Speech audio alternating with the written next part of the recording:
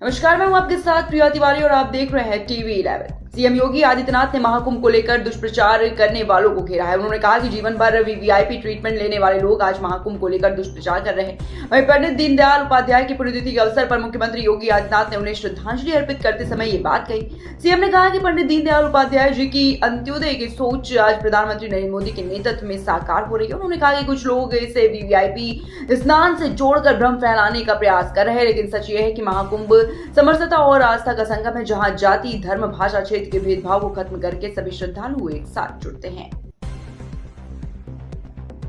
आज भारत माता के महान सपूत एकात्म मानववाद के प्रणेता पंडित दीनदयाल उपाध्याय जी की पावन पुण्यतिथि है। पूरा देश उनका स्मरण कर रहा है। जो विचार दर्शन देश की आजादी के उपरांत स्वतंत्र भारत को पंडित दीनदयाल उपाध्याय जी ने दिया, वह नए भारत की आधारशिला बनी है। पंडित दीनदयाल उपाध्याय जी का जो कहना था वह कि देश की प्रगति का मापक ऊंचे पायदान पर खड़े व्यक्ति से नहीं, बल्कि सबसे निचले पायदान पर जो व्यक्ति पड़ा है।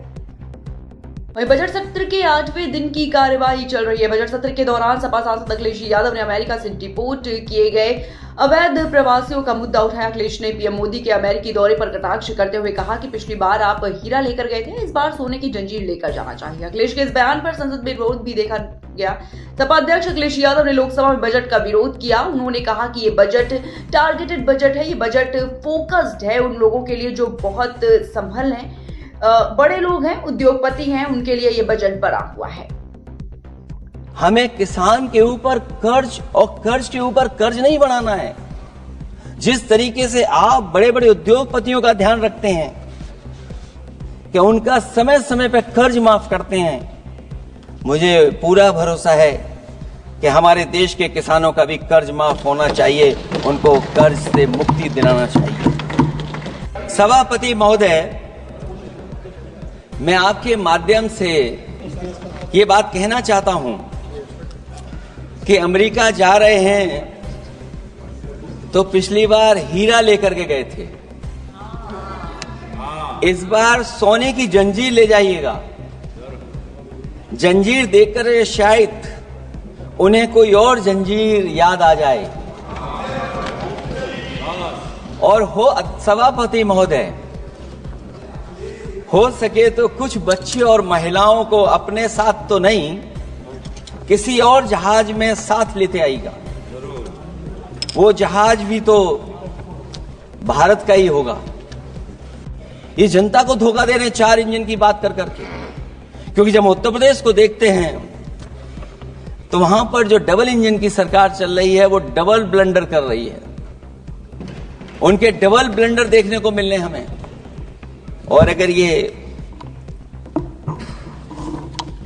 4 इंजन की सरकार है, जो सबसे पहला इंजन है सभापति महोदय, वो हमारे किसान और कृषि का है।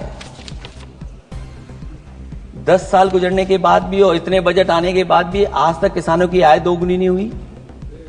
ये हमारे तमाम माननीय सदस्य समय समय पर अपने क्षेत्र की जो समस्या है फसल को लेकर के सवाल खड़ा करते हैं। कई किसान नेता आंदोलन कर रहे हैं, अभी भी आंदोलन चल रहा है।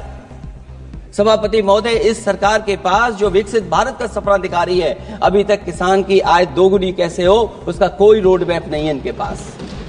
महाकुंभ का आज 30वां दिन है। 13 जनवरी से अब तक 45 करोड़ से ज्यादा श्रद्धालु स्नान कर चुके हैं। शाम 4 बजे तक 1.9 करोड़ श्रद्धालु संगम में स्नान कर रहे थे। 13 जनवरी से अब तक 45.74 करोड़ श्रद्धालु स्नान कर चुके हैं। संगम में अब जबरदस्त भीड़ भी है, हर जगह लोग ही लोग नजर आ रहे हैं। शहर में जाम जैसे हालात है। भीड़ को कंट्रोल करने के लिए कमिश्नर प्रयागराज विजय विश्वास पंत और डीआईजी अजय पाल शर्मा सड़क पर उतर गए हैं। और इसके अलावा सीएम योगी आदित्यनाथ सोमवार की शाम एसटीएफ चीफ अमिताभ यश को विशेष विमान से प्रयागराज भेजा। 52 आईएएस, आईपीएस और पीसीएस को तैनात किया गया है। सभी को तत्काल प्रयागराज पहुंचकर ड्यूटी ज्वाइन करने के निर्देश दिए गए हैं। और चंदौली सैयद आजा के रेवासा गांव में रविवार रात एक दुखद घटना घटी, जहां स्वास्थ्य विभाग की लापरवाही के कारण 4 साल की बच्ची की मौत हो गई।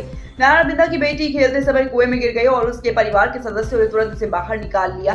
घटना की खबर मिलते ही समाजवादी पार्टी के राष्ट्रीय सचिव मनोज डब्लू मौके पर पहुंचे और बच्ची को बरहनी प्राथमिक स्वास्थ्य केंद्र ले गए, लेकिन वहां कोई डॉक्टर मौजूद नहीं था। मुख्य चिकित्सा अधिकारी वाईके राय को स्थिति से अवगत कराया गया, जिन्होंने तत्काल डॉक्टर भेजने का आश्वासन दिया।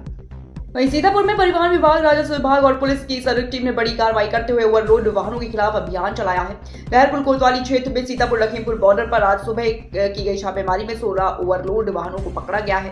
ARTO माला वाजपेयी और SDM लहरपुर आकांक्षा गौतम के नेतृत्व में की गई इस कार्रवाई में डंपर, ट्रैक्टर ट्रॉली सहित अन्य वाहनों से कुल 10 लाख रुपए का जुर्माना वसूला गया। क्षेत्र में ओवरलोड वाहनों की आवाजाही की शिकायतों के बाद ये कार्रवाई की गई।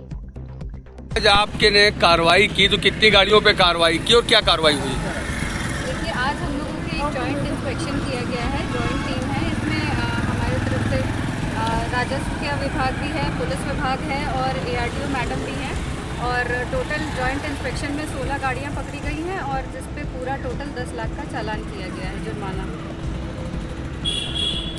मैम, जो गन्ने के लदे ट्रक निकल रहे हैं, इनसे आए दिन हादसे हो रहे हैं, उसके बावजूद भी कोई कार्रवाई अभी तक नहीं हो पा रही है। क्या हम लोग सुबह 5 बजे से ही इंस्पेक्शन लगातार कर रहे थे। उस समय हमारे सामने कोई ऐसा गन्ने का ट्रक नहीं निकला है, वरना उनको भी अगर ओवरलोड रहते तो उनको भी सीज करके हम लोग यहाँ पे लेके आते, उन पर भी जुर्माना वसूला जाता। लगातार अभी और कार्रवाइयाँ की जाएंगी और ऐसा अगर कोई समाज में अगर लग रहा है कि कोई ओवरलोडिंग चल रही है, उससे खतरा हो सकता है, तो उन पर भी बेशक कार्रवाई की जाएगी। धन्यवाद। एक बार फिर IIT कानपुर में एक PhD स्कॉलर ने फांसी लगाकर आत्महत्या की। छात्रों ने तुरंत घटना की सूचना पुलिस को दी, जो घटना स्थल पर पहुंची। IIT प्रशासन के अधिकारी और पुलिस अधिकारी जांच के लिए मौके पर पहुंच गए। जांच के बाद शव को पोस्टमार्टम के लिए भेज दिया गया है। परिवार को आत्महत्या की सूचना दे दी गई है। मौत की खबर मिलते ही परिवार में मातम छा गया।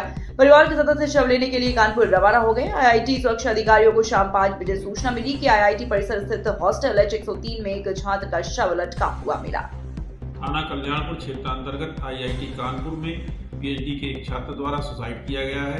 छात्र के रूम से एक सुसाइड नोट प्राप्त हुआ है, जिसमें उसके द्वारा किसी को भी जिम्मेदार नहीं ठहराया गया है। घर वालों को जानकारी दे दी गई है, उनसे अन्य जानकारी प्राप्त कर आवश्यक विधिक कार्रवाई की जा रही है। खबर उत्तर प्रदेश के जालौन से, जहां पर जालौन पुलिस को एक बड़ी सफलता मिली है। जनपद पुलिस ने एक अवैध तमंचा और 2 अवैध जिंदा कारतूस के साथ एक अभियुक्त दीपांशु गुर्जर को गिरफ्तार किया है। आपको बता दें कि थाना नंदीगांव पुलिस के द्वारा SC/ST एक्ट से संबंधित अभियुक्त दीपांशु गुर्जर पुत्र बालजी गुर्जर निवासी ग्राम सिकड़ी बुजुर्ग थाना नंदीगांव जनपद जालौन उम्र करीब 25 वर्ष को एक अवैध तमंचा और 2 अवैध जिंदा कारतूस के साथ गिरफ्तार कर आवश्यक विधिक कार्रवाई की गई है। जालौन के उरई में एक सरकारी कर्मचारी को रिश्वत लेते रंगे हाथों पकड़ा गया है। जहां से एंटी करप्शन टीम ने नलकूप विभाग के लिपिक अमन कुमार वर्मा को एक रिटायर्ड कर्मचारी से 15,000 रुपए की रिश्वत लेते हुए गिरफ्तार किया गया। मामला सिरसा कलार के इटिया गांव के रिटायर्ड कर्मचारी रामलाला दीक्षित का है। रामलाला को सेवानिवृत्ति के बाद बीमा और एग्रीमेंट की राशि का भुगतान नहीं मिला था। अक्टूबर 2022 में उच्च अधिकारियों को प्रार्थना पत्र देने के बावजूद भुगतान नहीं होने पर वह नलकूप खंड प्रथम उरई के लिपिक अमन कुमार से मिले। क्या नाम है आपका? रामलाला दीक्षित। कहाँ के रहने वाले हैं? ग्राम इटैया, पोस्ट इटैया, जालौन। अच्छा, आपने एक शिकायत की थी, इसके आधार पर एंटी करप्शन टीम ने किसको पकड़ा है, क्या मामला था भैया? इसमें ये हमारा एक इंक्रीमेंट रुका था। उस इंक्रीमेंट में ये पैसा मांग रहे थे कि हमको इतना इतना पैसा दो, और प्लस हमारा बीमा का भी था कुछ, तो बोले इतना इतना पैसा दो तब हम का नाम के आपको लगा पाएंगे। उसमें परसेंटेज की मांग की थी? हाँ, 6 महीने का वेतन 7 महीने का करीब रुका है और 20% मांग रहे थे। तो ये पहली किस्त में 15,000 रुपये हमने तय, तो ये पकड़ा गया। आपने पहले शिकायत की होगी वहाँ पे एंटी करप्शन? हाँ, हमने पहले 8 दिन पहले शिकायत की, 4-5 दिन पहले शिकायत की थी। अच्छा, उस विभाग में आप कार्यरत थे? हम पिछले 2024 में रिटायर हो चुके थे। किस पद पे जॉब कर रहे थे? हम नलकूप ऑपरेटर